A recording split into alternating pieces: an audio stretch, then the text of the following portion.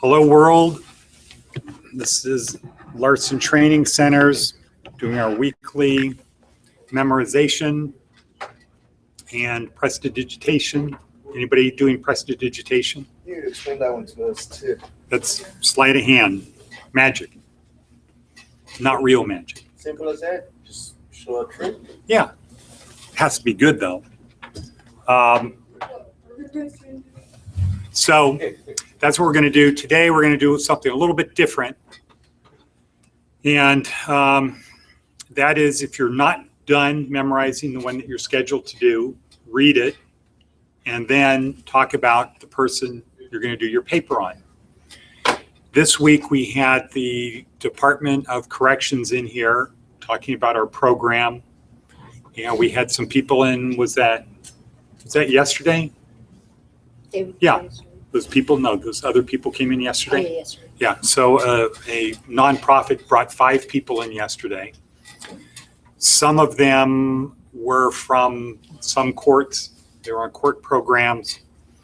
And what always gets the people, when it was the Department of Corrections, Dr. Davis, and the woman who is an instructor at Southern Desert, is memorization. People don't do it. Other programs don't focus on memorizing stuff. Other programs give handouts to people. And it just clicked in their brain, yeah, how come we never thought about that? People can't remember what they learn. It's the same as not learning it. And if they can't communicate what they learned, it's pretty much the same as not knowing it also. So our ability to get people to articulate what they know by coming up here is very good. It gets you prepared for your interview. In law school, a large part of law school, when you get to your last year, your last 2 years, if you go at night, like me, it was 4 years to go to law school at night. A lot of it gets to be, you have to be able to communicate. When it starts out in law school, and the way law school works is you're expected to be prepared when you show up to class. You don't learn in class, you go back and forth in class because it's communicating. So what that means is you get a whole list of cases you have to read. When you show up for class, you have to be prepared that the professor will say, okay, Moses, what is the issue in Smith versus Jones? And you have to be prepared to answer. No, objection, overruled. I object strenuously. Okay, so you have to be able to communicate what you know, and you have to feel confident in be able to communicate. And then when you get into trial practice type stuff or moot court, one of the things they'll do is you're talking, and then be like a judge will just interrupt you, cut you off, and ask you a question. And you have to just answer the question. You can't say, well, if you'd let me get to that, or I was about to come to that, or that's not relevant, judge. That's bad. So it just gets you in the habit of doing things, and you become desensitized to things that you're not used to. Okay, so to make it a little bit more fun, what we're going to do, and since we are not full this week, we're not full. If you are not ready, talk about the person that you're doing your paper on, and everybody should be able to talk about that person for at least 2 minutes. And then for people here, out there, we'll start getting in the habit, not this week, but we'll start getting in the habit of asking questions to help the person, because it helps you, the person up here. You might think, well, I don't want to be tough on them.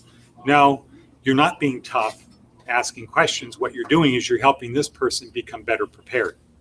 And when you go in for a job interview, better prepared you are, what? What happens the better prepared you are?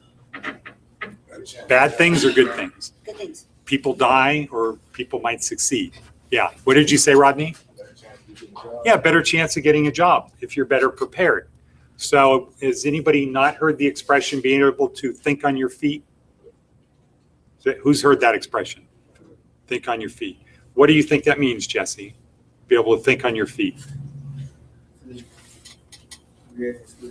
Yeah, right. It's be able to, boom, somebody asks you something, you're able to answer it.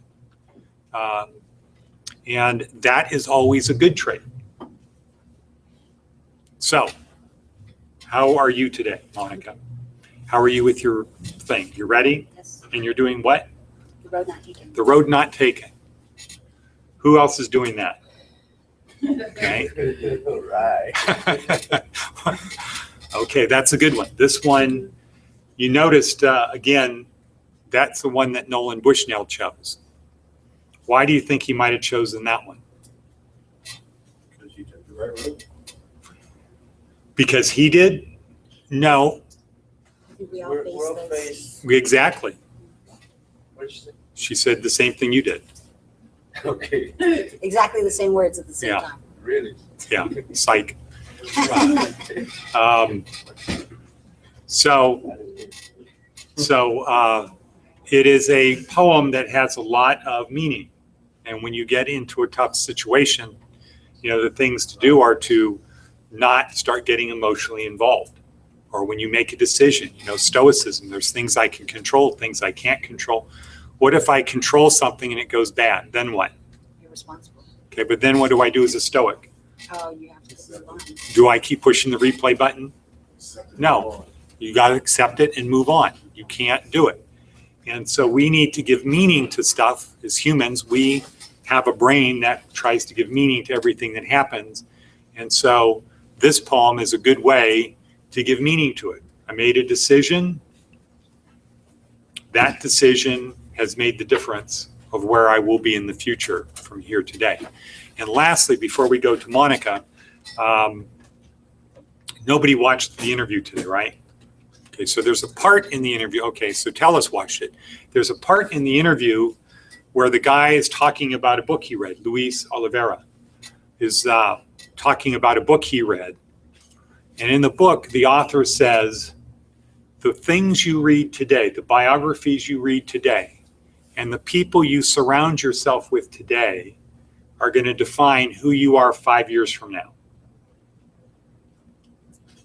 If you focus on reading good stuff and you start associating with people, or not start, but you associate with people who can help you accomplish things, 5 years from now, you're going to be better off than you are if you associate with people who are not good. And that comes to, point out one of the fundamental problems with the prison system today. When you throw a bunch of people in a place with other bad people and there's no good people, what happens 5 years from now to them? Yeah, it's not good. It's like, what the people out there in the public are conditioned to believe, the only people in California, the general population is conditioned to believe the only people in prison are people who should be in prison. Do you agree with that, Ed? Yeah. The only people in California, the only people in prison are people who should be in prison. Therefore, if you're in prison, you are supposed to be in prison. Now, you take those people and you say, well, let's say a guy has schizophrenia. Say he's got a severe mental problem.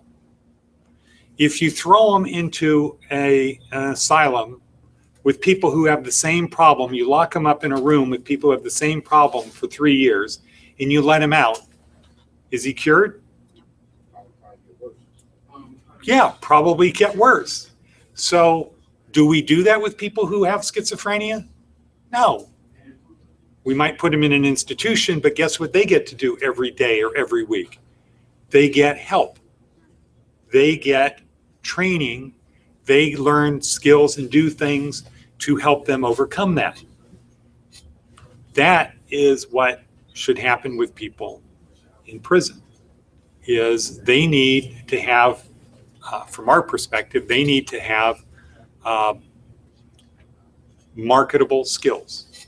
You need to be able to have a job that somebody will pay you for, and have it as a marketable skills that go more towards intellectual things than just physical stuff, because you can't do physical stuff for a long time. So how old are you, Ed?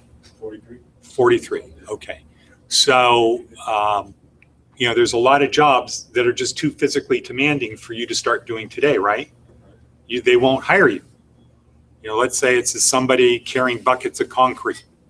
You've never done it before. Is that a good career decision at 43? No.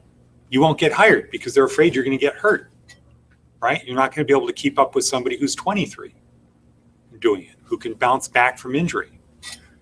Same thing in like plumbing, or things where you got to carry a lot of stuff, or where you have to be able to learn a lot of stuff quickly. So our thing is you have to have marketable skills, and it comes back ultimately to, if you can't remember what you learn, you're not learning it. And that's why memorization is so important. So along those lines, Monica, are you ready? Yes. Okay.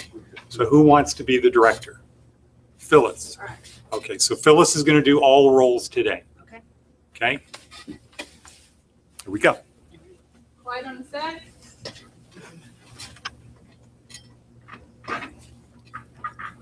My name is Monica Imke. This is my 9th week at Larson Training Center. I will be reciting The Road Not Taken by Robert Frost. Two roads diverged in a yellow wood, and sorry I could not travel both. And being one traveler, along I stood, and looked down one as far as I could to where it bent in the undergrowth. And then took the other as just as fair, and having perhaps the better claim, because it was grassy and wanted wear, though as to the passing there, had worn them really about the same. And both that morning equally lay in leaves no step had trodden black. Oh, I saved the first for another day, yet knowing how way leads to way, I doubted I should ever be back. I shall be telling this with a sigh, somewhere ages and ages hence, two roads diverged in a yellow wood, and I took the one less traveled by, and that has made all the difference. Come on, Monica. Thank you. Next. Anybody? That's great. No, we're only doing one today. Part of that group. Do I just do the, do I do this first? Read it? Yeah. Yeah. Which one is it? Jabberwocky? Okay, good. Quiet on the set. 3. My name is Edward Debcare. I've been at Larson for 7 weeks, and I'll be reading the poem of Jabberwocky. 'Twas brillig and slithy toves did gyre and gimble in the wave. All mimsy were the borogoves, and the momy rasped out grape. Beware the Jabberwock, my son, the jaws that bite, the claws that catch. Beware the jubjub bird, and shun the frumious bandersnatch.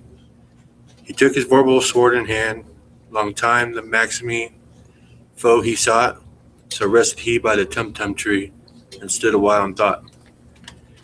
And as an oofish thought he stood, the Jabberwock with eyes of flame came whiffing through the togy wood, and burbled as it came. 1, 2, 1, 2, and through, the vorpal blade went snicker-snack. He left it dead, and with its head he went galloping back. And has thou slain the Jabberwock, come to my arms, my beamish boy. O frabjous day, Callooh, he chortled in his joy. 'Twas brillig and the slithy toves did gyre and gimble in the wave. All mimsy were the borogoves, and the momy rasped out grape. Okay, good. Say, Okay, who's your paper on? Ozzy Osbourne. Okay, so start telling us a little bit about, starting with the adversity he overcame. The adversity Ozzy overcame was he was with Black Sabbath, and he turned to drugs, and he pretty much hit rock bottom, and he was about to lose everything that he had, and he decided, or he met his wife Sharon Osbourne, and she gave him the ultimatum of either make a solo album and get back on your feet, quit using drugs, go to rehab, or you're going to lose everything. So he kept on doing drugs, kept on not listening to no one but himself, and then finally realized that he was leading to nowhere, so he had to build himself back up to go to rehab, and then he started his own solo career.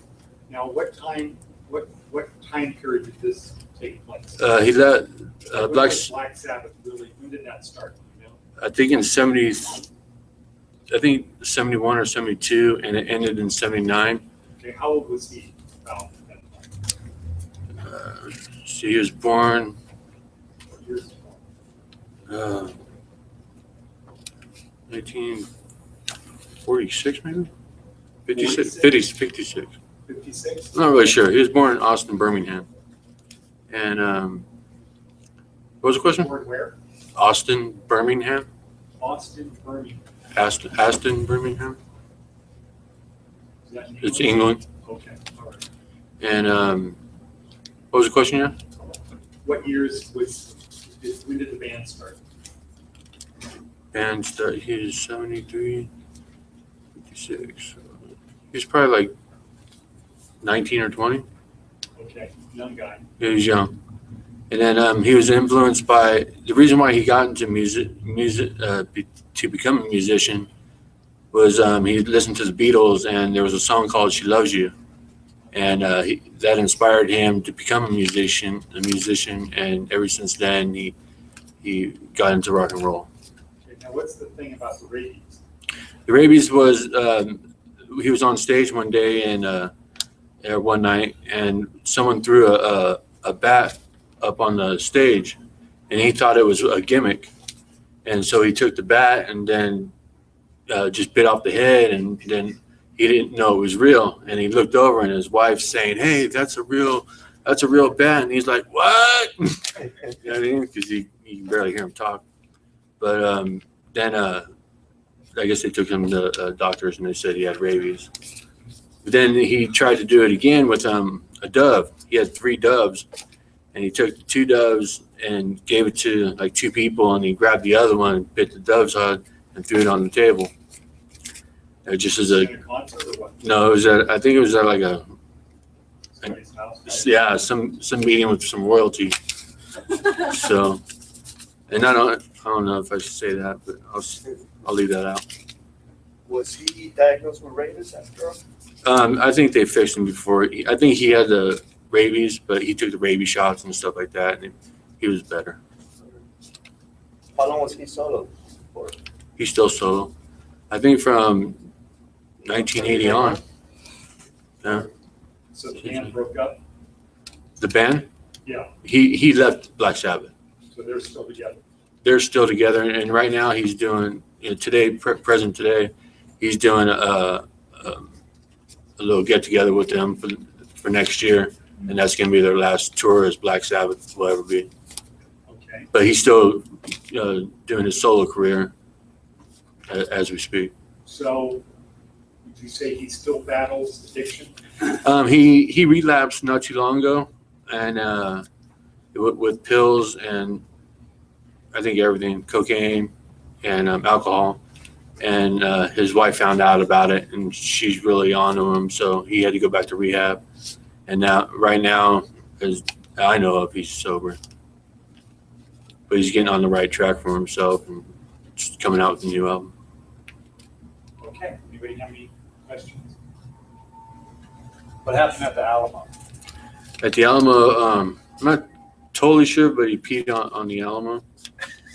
He peed someone on the Alamo and got arrested.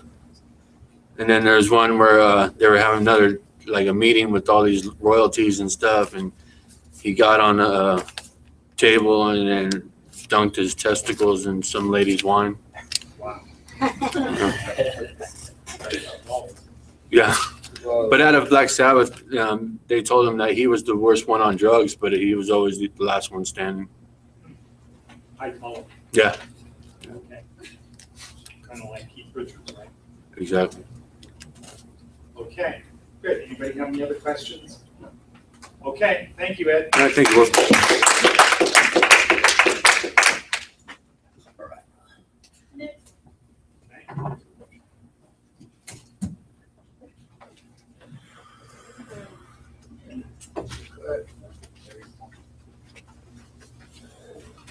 Quiet on set. 3. My name is Velvet Beeman. This is week number 9 for me, and I will be reciting Robert Frost, The Road Not Taken. To roads divergent yellow wood, and sorry I could not travel both. And be one traveler long I stood, and looked down one as far as I could to where it bent in the undergrowth. then took the other as just as fair, and having perhaps a better claim, because it was grassy and wanted wear. Though as for that, the passing there had worn both really about the same. And both that morning equally lay, in leaves no step had trodden black. Oh, I kept the first for another day, yet knowing how way leads on to way, I doubt if I'll ever come back. As I shall be saying this with a sigh, somewhere ages and ages hence, to roads divergent in wood and I took the one less traveled by, and that has made all the difference. Okay, hold on. Go back. Okay, so let's go back to the beginning of that Okay. and talk about, in just normal terms, what's going on. He is at a fork in the road, which we can look at as when we have to take either one way or the other, When symbolically, you say a road, what do you mean? like a path in A life. path, okay, good. So a path, and then what happens? He takes the one, Stops. he stops and he looks down one, and then he ends up taking the other that He looks is, down one, how far could he look? until it bent in the undergrowth, What does that mean? as far as he could see, until, It took a turn. Yeah. And so all he could then see was the bushes, okay, then he took the other one. yes, Why? because it was the one less traveled by. Because it was the one less traveled by.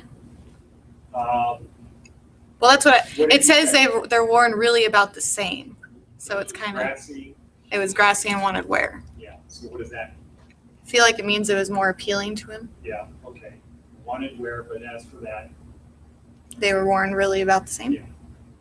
so what would that look like to you? Oh gosh. Huh?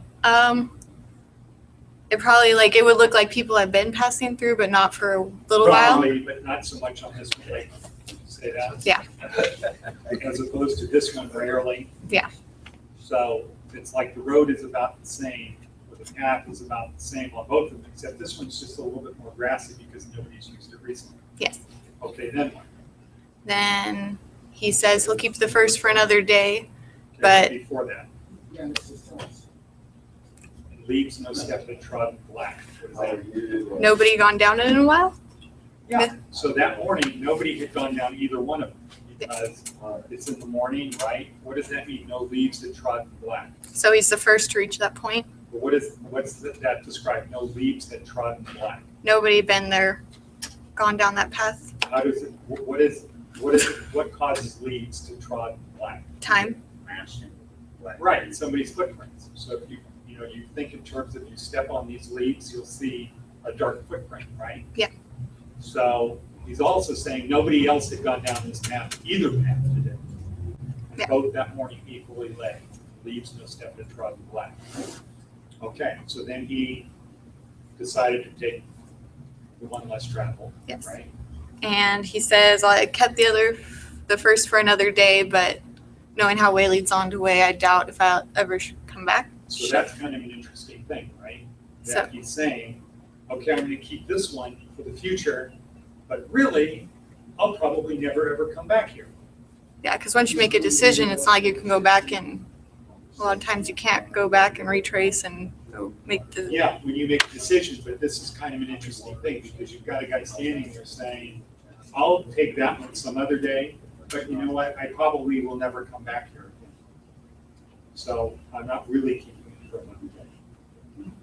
And being able to think into the future, right? Yeah. Now, in the future, project yourself into the future and then look back and say, because I went this way, that's the difference. Yep. So that's a very good point. Okay, good, thank you.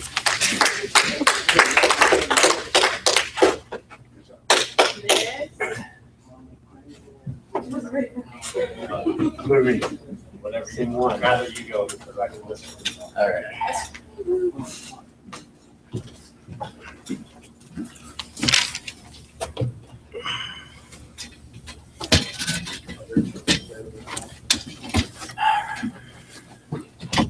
Quiet on the set. 3. My name is Moses. I'll be reciting the route not taken and how do I love thee. First, the route not taken. Two roads diverge in the yellow wood. and sorry I could not travel both, and I am a traveler. Long I stood and looked down as far as I could to where it bent into the undergrowth. Then I took the other one as just as fair, and having perhaps the better claim because it was grassy and wanted wear. Thought as for that the passing there had worn them both really the same.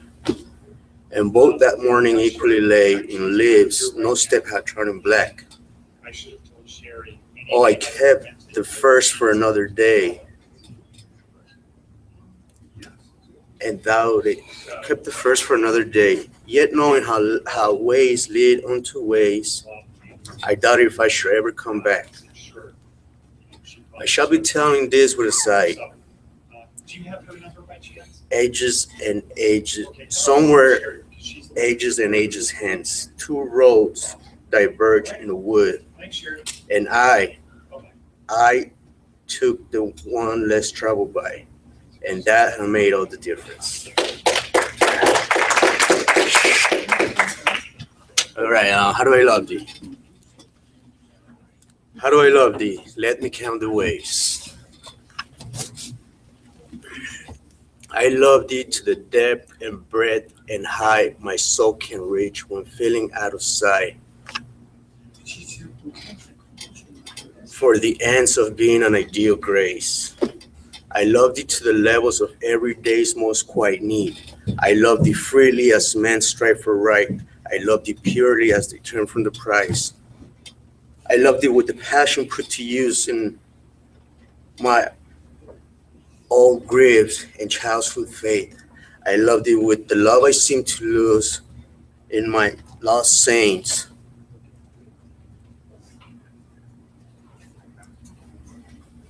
I love thee,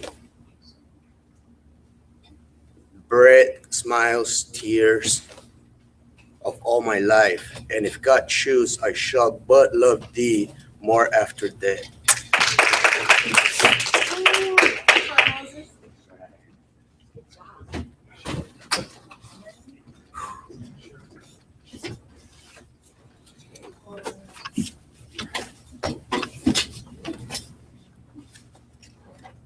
Item set, 3. My name's Dominic. This is my 13th or 14th week. I don't know which one at Larson, and I'll be reciting The Road Not Taken. So the road less traveled, or I think it's The Road Not Taken. Two roads diverge in a yellow wood, and sorry I could not travel both. And one, it's cut. Okay, let's go over. Item set, 3. My name's Dominic, and I'm at Larson, and I'll be reciting The Road Less Traveled, or The Road Not Taken. I don't know which one it is. The road not traveled. The Road Less Traveled. The road not taken. The Road Not Traveled. The Road Not Taken. Two roads diverge in a yellow wood, and sorry I could not travel both. And be one traveler long I stood, and looked down one as far as I could to where it bent in the undergrowth. Then took the other as just as fair, and having perhaps the better claim because it was grassy and wanted wear. Though as for the passers there, had wore them really about the same. And both that morning equally lay in leaves no step had trodden black. Oh, I had kept the first one for another day, yet knowing how way leads to way, I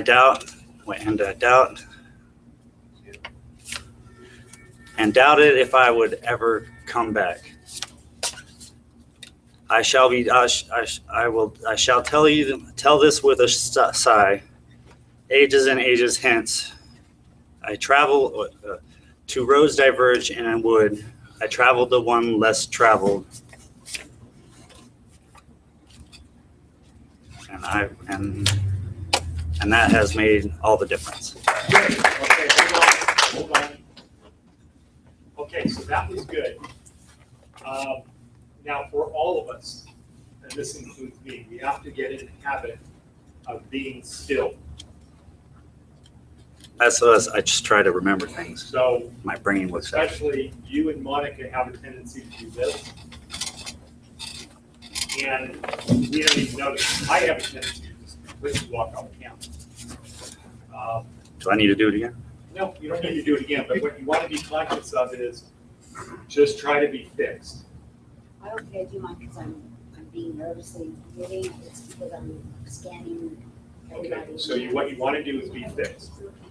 And what you want to break the habit of next week, just be conscious of don't look up. That's how I remember, though. I understand, that's part of how people's brains are. That's how the cops know whether you're telling the truth when they ask you a question. If you look down, you're what? Lying. Yeah, you're lying. If you look up, you're telling the truth. I like recitals. So a thing to do is you might want to just fix out here if you don't want to look in the camera. I don't like looking in the camera. You should look in the camera, but for our purposes, next week, just focus out here, and trust me, your vision won't go more than 10 feet because you'll be inside your brain. You won't even notice people out here. So that's just a good habit to get into when you're talking to other people or groups of people. You know, if you're talking to a group of people about a project and you're looking up, it's just not good. Okay, but otherwise good. What was very good about what you did, you were slow. And you had good inflection in your voice. So it seemed like you weren't just reciting it, you were speaking. I try to have mental pictures of what's going on to remind me of what it says. Good. So I'm trying to use different tools to remember stuff. It's really hard, but I'm getting it. Yeah, so it was good. That was good. So my Okay, thank you. spotlight. Nick. So who do we have left? Tim, Timmy, Louis, Louis, and Jesse. Jesse. Okay, good. Right. And Rodney. But now I saw it.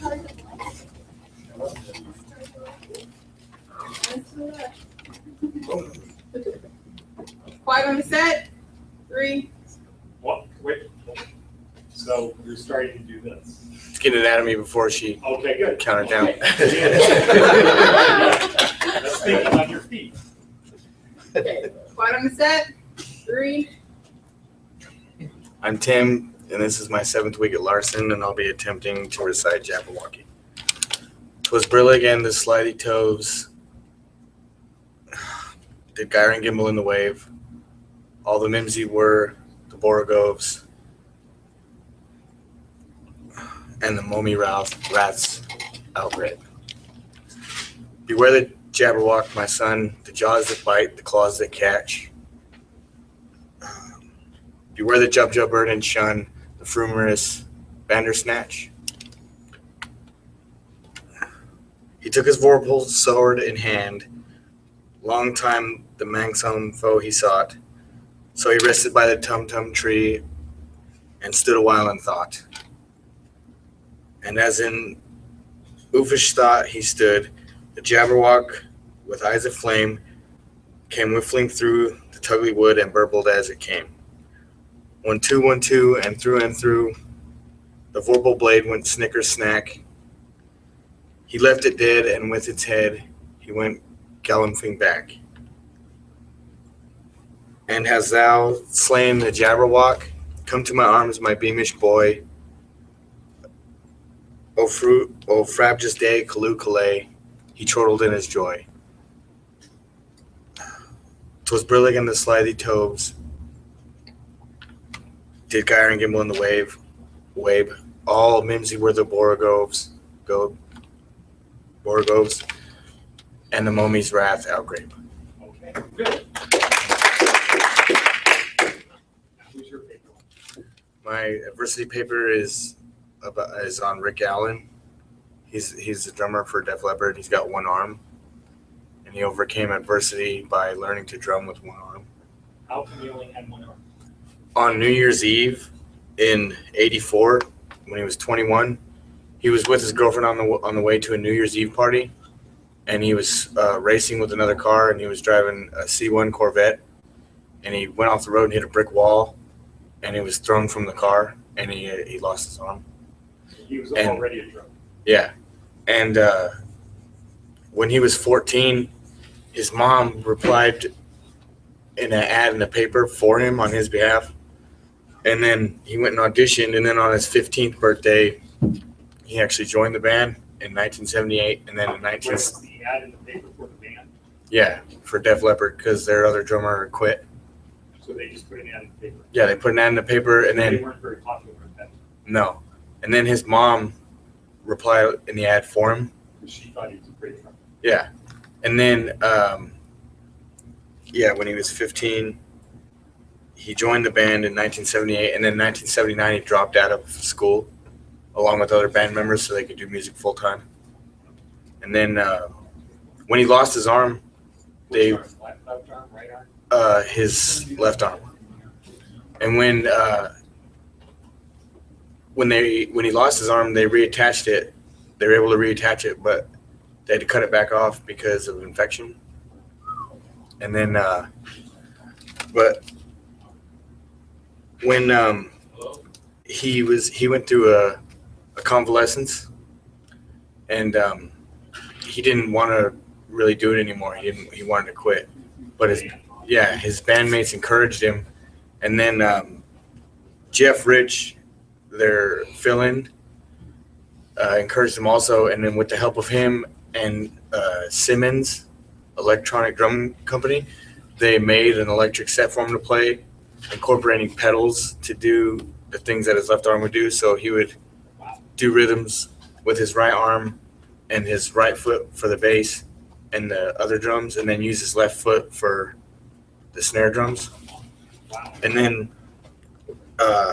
after the accident, he made his debut at Castle Donington with AC/DC at the Monsters of Rock show in 1986. And then after a while, he was able to incorporate more regular drums into his electronic kit to create more balance.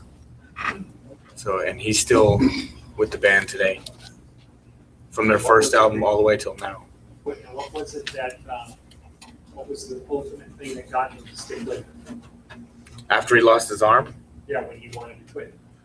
when he wanted to quit, he just didn't think he could do what he was used to doing with two arms with only one arm. Because after trying a little while, he was ready to just throw it all out the window. But he got a drive after he saw his bandmates all rally for him to keep trying, and especially the guy who was replacing him wanted him to keep trying. So. Okay, good. Thank you.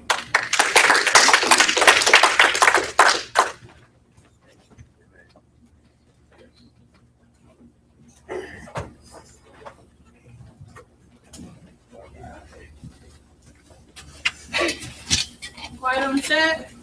3. My name is Jesse Steffens. I've been at Larson for 1 week, and I am reciting the Red Wheelbarrow and the Purple Cow. The Red Wheelbarrow, so much depends upon the Red Wheelbarrow. Okay. All right, I'm start over. So Quiet much, on set. 3. so much depends upon a red wheelbarrow, glazed with rainwater beside the white chickens. The purple cow. I never saw a purple cow. I never hope to see one. But I can tell you anyhow, I'd rather see than be one.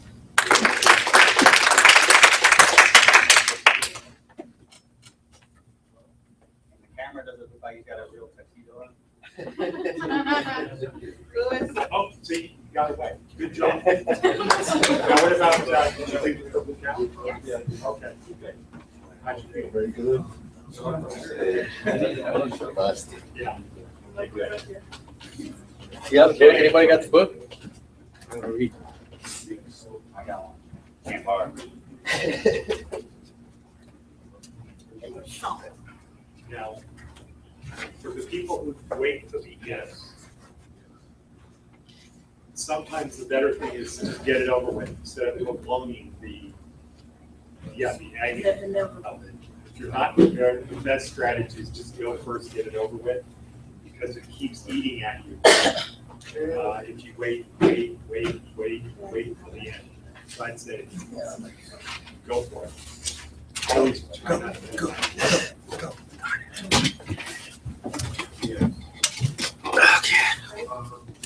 Quiet on the set. 3. Hi, my name is Luis Vasquez, and this is my 3rd week here at Larson's, and I'm going to do their Purple Cow and the Red Wheelbarrow. I never seen a purple cow. I messed up. Quiet on the set. 3, 2. I never saw a purple cow. I never hoped to see one, but I can tell you anyhow, I'd rather see them be one. Okay, good. The red wheelbarrow. So much depends upon a red wheelbarrow. Filled. I messed up. Start again. Cut. Okay, that's good. Quiet on the set. 3. I'm gonna do the red wheelbarrow. So much depends upon the red wheelbarrow. Glazed with rainwater next to the white chickens. Almost. Beside. Cut. Did it again? 3. So much depends upon a red wheelbarrow. Glazed with rainwater next to the white chickens. Beside. Cut.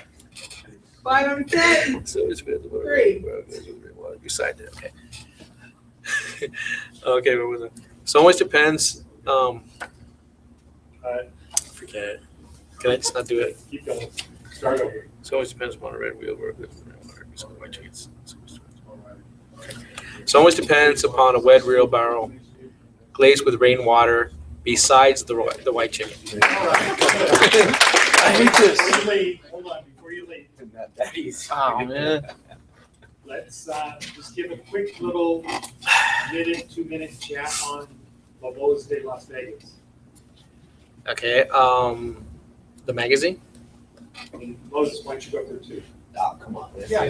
La Voce magazine is a magazine that is it's a newsletter for the Italian American Well, Club. this is something, wait, now, hold on. So this is a thing that you guys should be very proud of because this is starting a magazine. This thing could be, 10 years from now, this could be big fun. So we're thinking of doing our own magazine, or we all are, a Spanish magazine. That way we could make the ones that are out there better with ours, being that the other ones are more like a newspaper. There's not much information about what's going on for the Spanish people here in Las Vegas, so we want to incorporate that in there. We want to add, attorneys and all kinds of activities that goes on here in Las Vegas for the Spanish people, and we're really got a lot of ideas for this magazine, and I think it's going to be a big success. Okay, so Moses, what are you thinking about? How often is it published? Well, we're trying to do something similar to Chai Tui. To what? Chai Tui. The American Italian magazine. Okay, yeah. It's a thought in progress. So we're seeing what our competition has, how often they got their stuff published, what kind of what's the content in their magazine, and now we're gonna put our professionalism and whatever they have out there, make it a lot better. And since you already got something going, we wanna kind of copy what you got going and just translate it in Spanish. What you guys got going on. We just wanna, to me, it's very easy just to take that success you guys already have and translate it into Spanish. Okay, good. Now,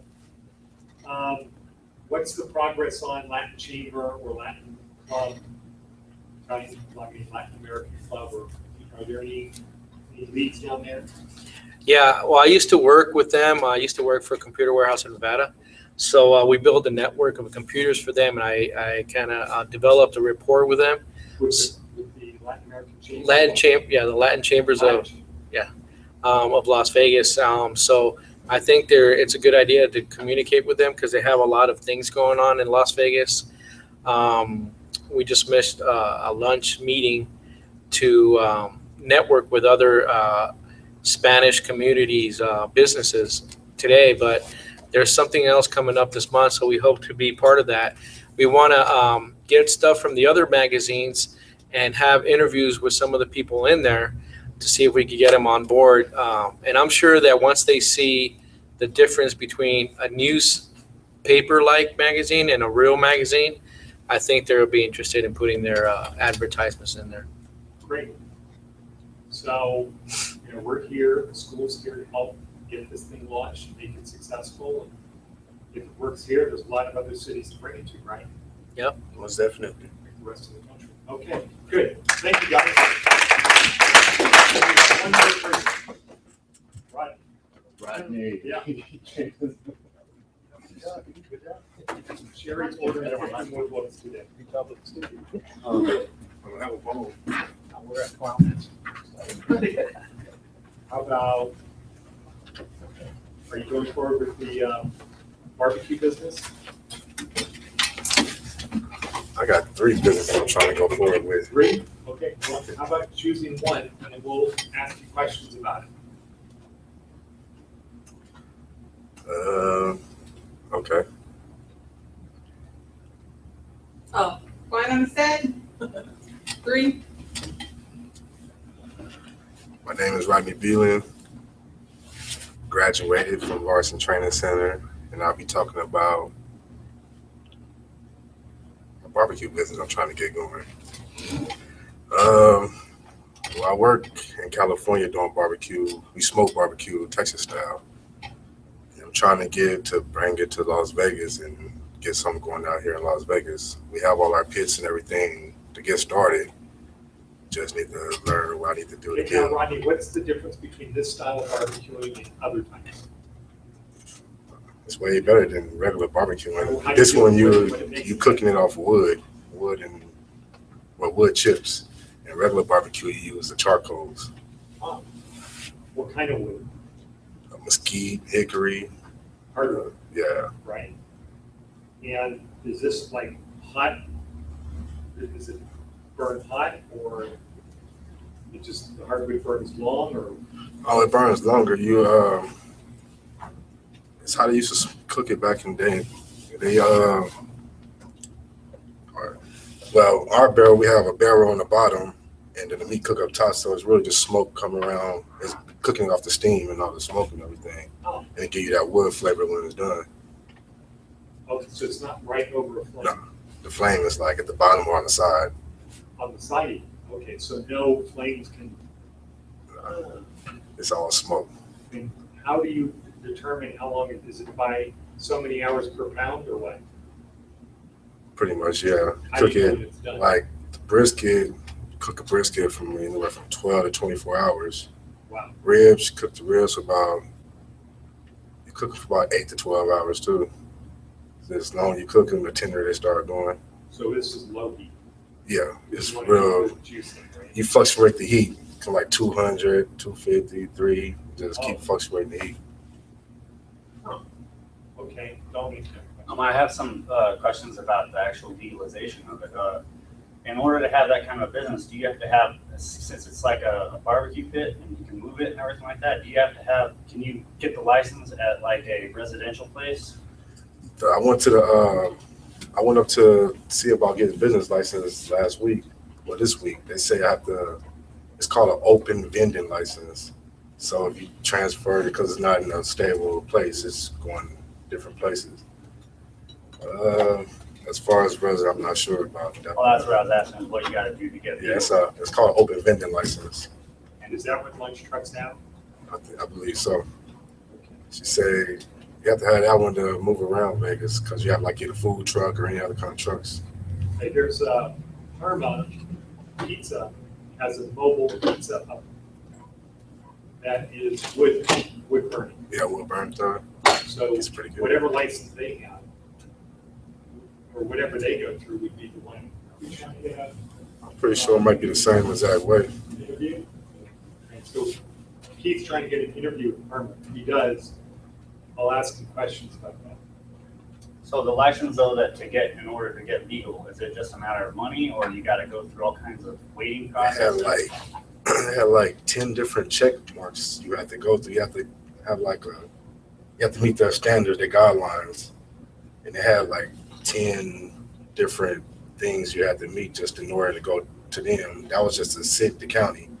Then you have to go to like Northtown to get one from Northtown and wherever jurisdiction you in.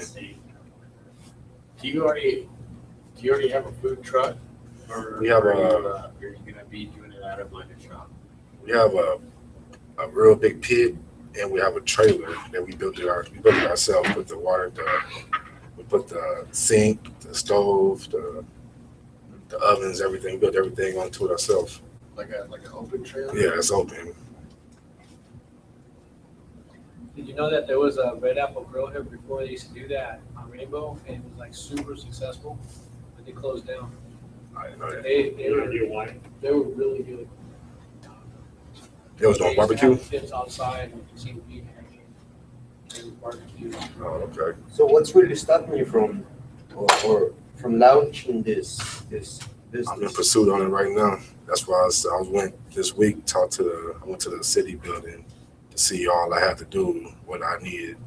So I had to talk to them, I talked to the health district, and then make sure you meet the guidelines. That's pretty much all they You do. got to pay it, and now you need the license, and then you're good to go? Yes. How much do you think the license is total are going to cost? I forget. I seen that. I forget how much. I think it was like $300 for the license they wanted, Per license or total? just for that license. It's different for each. How many licenses and what they're all going to cost? I didn't get to that far yet. I just got to. I Talk think what to we're going to find is exactly what Randy Boyer, one of his complaints, is they just keep making it more expensive to get into business. It's all kind of different things you have to go to. Like she gave me a list, like you have to meet all these guidelines, and then you have to go to Northtown and get their guidelines. It might be something totally different. So have you looked for competition? No, I haven't. Okay, so that's the thing you should. Well, I know a couple of it. I haven't looked far into it. I just know a couple of them that's around. You might find somebody who would basically say, you know what, I'll let you come in under my license because there's enough room out here for everyone. I'll let you come in under my license. You just give me 10% or 5%. And you can calculate that it'd be the amount of money you could make being open sooner Yes. is worth it in what you learn. So you apply for your own license, but in the meantime, you're using his license and you're giving him 10%. Like the job and career thing. Giving 10% for it is worth it because you'd be making zero until your thing, and you would be learning. So by the time your licenses come in, you have it right, perfect. Your thing starts out, you don't have mistakes. Yeah. So that would be a strategy to consider. You'll find somebody that has a license and just work out a deal. Yeah, because I've been like from California to Las Vegas is totally different things you do. Like they pretty much got a lot set up. And they like he tell you like steps you need to go to, but you come out here, it don't be the same as how it is out there. Yeah. So it's easier to get going out in California than it is in Las Vegas, from what I've Same seen. thing with the school. Okay. There's a company that I used to use for like all kinds of business setting up like that. It's called American Contractors Institute, and all she does is set up people's businesses, any type of business. And so all that running around, what they're trying you to do, you can have her do it all for you. All you got to do is sign it and pay her like a small fee. She only charged me $100 to start my last business, so it might save you some time, and she can get it done that quick. So, What's it called? American Contractors Institute. Right there. Okay, that's a good thing to know for our for Moses and Lewis for the magazine too. Okay, any other questions? All right, great. Thank you, Rodney. So for this, you want to end it? All right. Rodney, why don't you get up there and do this? Would you want to do these? Hang out on there? Thank you for joining us, world. That was our weekly memorization, and we'll see you next week. All right, good. So first, everybody. Okay, everybody.